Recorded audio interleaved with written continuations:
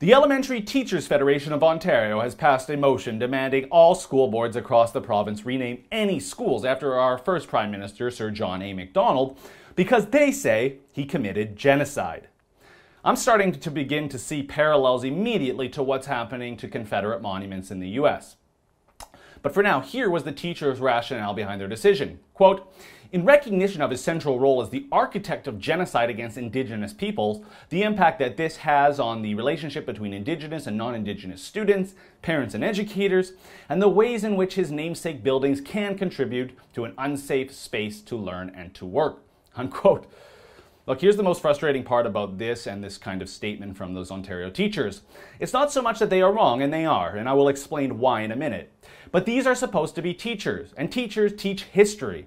And when we start seeing the politicization of what can and can't be taught in history class, let alone what the name of a school can and can't be due to the social justice warrior nature of these teachers' unions in Ontario, well, we are truly doomed as a society, I'd say. Look, 150 years ago, Western society was flawed compared to today.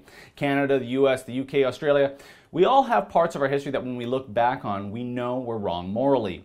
And critics of our first Prime Minister raise fair points when they point out that he had a role in the establishment of residential schools. But in this case, it's completely unfair and untrue to suggest that he was the architect of genocide against First Nations. Especially if we compare our first Prime Minister with other Canadian Prime Ministers, and then suddenly you realize that maybe, just maybe, the fact Sir John A. was a conservative and not a liberal, that this attack on our history becomes kind of clear.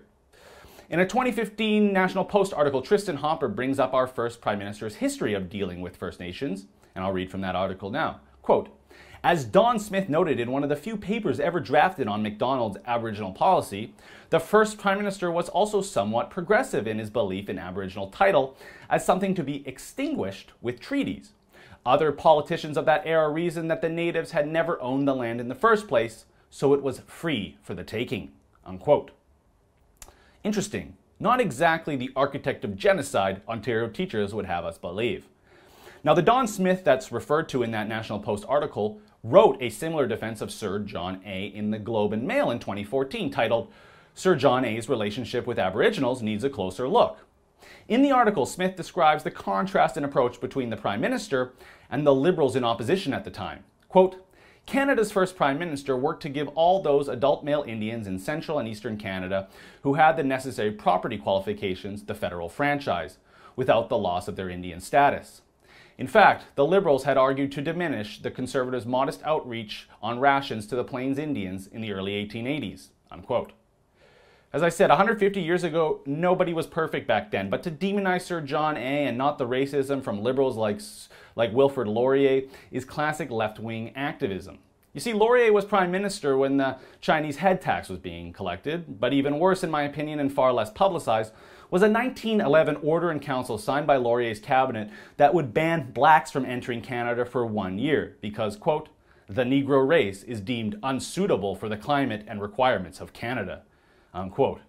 So are we going to rename everything after Wilfrid Laurier now, including Wilfrid Laurier University in Waterloo? And what about schools or buildings named after Pierre Trudeau? After all, he did culturally appropriate the Nazis during World War II, running around Montreal wearing that German helmet while Canadian soldiers were actually out there fighting real Nazis. And what of his 1969 white paper that suggested all First Nations must be assimilated?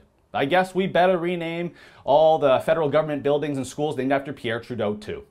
Look, this is just stupid. When it comes to the sins of our forefathers committed against First Nations, I believe Canada is on the right path to reconciliation. We've done public apologies. We've done our best to give restitution to those families and individuals that had their rights violated. And yes, even though it's currently a boondoggle, the Missing and Murdered Women's Inquiry is part of that too.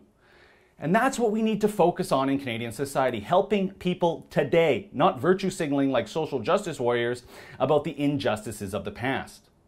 Look, there might be one difference that saves us from the overreaction and hyperventilation we see down south over Confederate monuments. And that's, thankfully, mainstream Liberals and the media party are for now willing to defend Sir John A. and Canada's colonial past, rather than erase it. But it's 2017 where social justice warriors are reigning supreme. So I ask, where does it end? For the Rebel.media, I'm Christopher Wilson. You know, they want to shut down the Rebel, but we have a plan to stop them. I need you to go to istandwiththerebel.com, put your name down, and show us you support us. But also, watch that video about how we're going to fight back.